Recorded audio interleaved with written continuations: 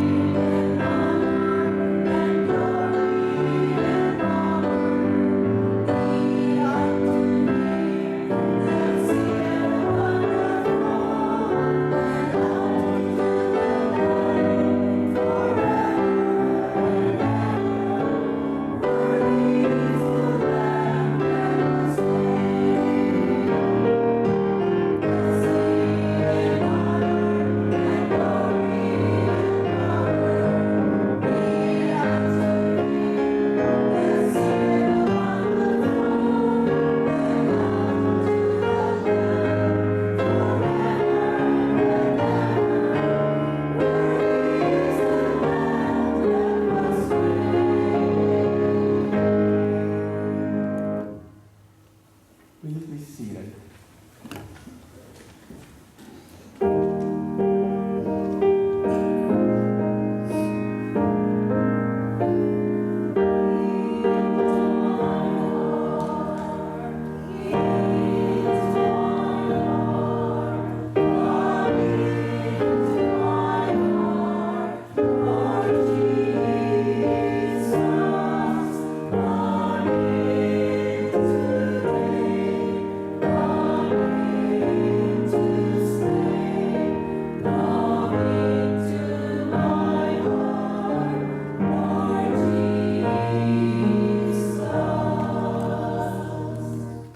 A marvelous witnessing experience unfolded in Taiwan for my family one summer when Lenny, Kimmy, and I took time off to volunteer in teaching English in several high schools. These were English language summer camps, and I was asked ahead of time to conduct a master class for English language teachers from all over the country. I knew that I could not witness for my faith, but for the high school classes, I brought with me a series of English conversation exercises I built around New Start. And I told them that we are stewards of our bodies because they belong to someone else who paid the price for our salvation. That was the only seed I planted as we focused on the different parts of New Start. For the master class, I prepared some examples for teaching colors, numbers, and vocabulary. You may be blessed to experience a master class in which I could not speak directly about God. But if you have God in your life, you can't help but talk about him, even if you never mention his name. Remember, preach the gospel, and if necessary, use words. It is a teaching experience to use our influence, indirectly impacting someone else's life. In the following example from our Taiwan experience, count the number of words as directed. There are 25 words in the John 3:16 verse. How many words are in yellow?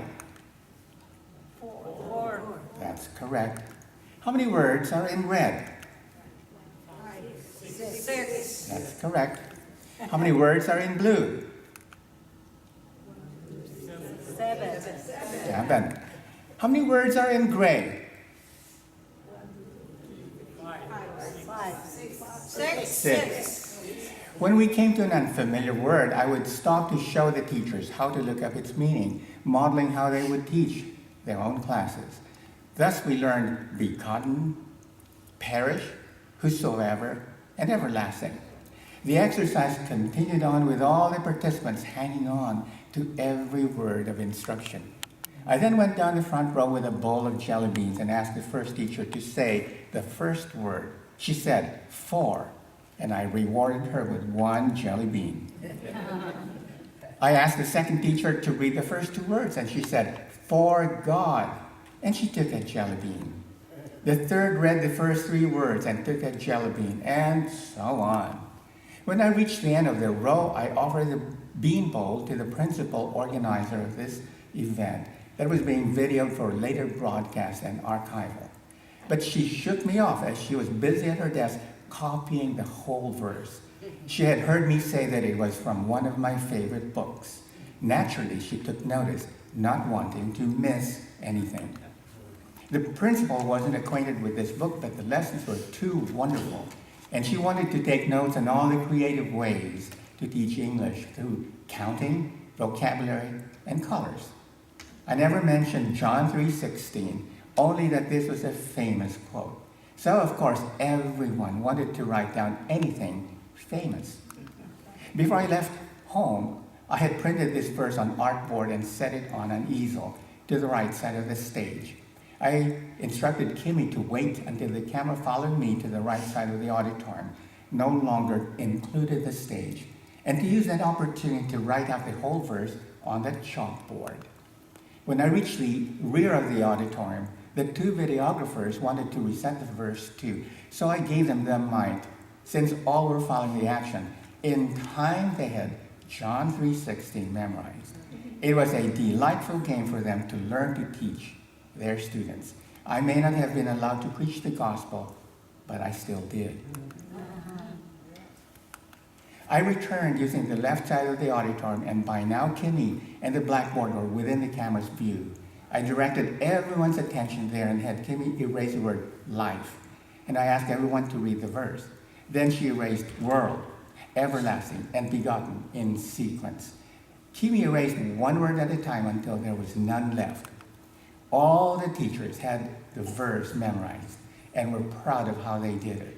They loved the experience and went home wanting to teach English using a multicolored paragraph.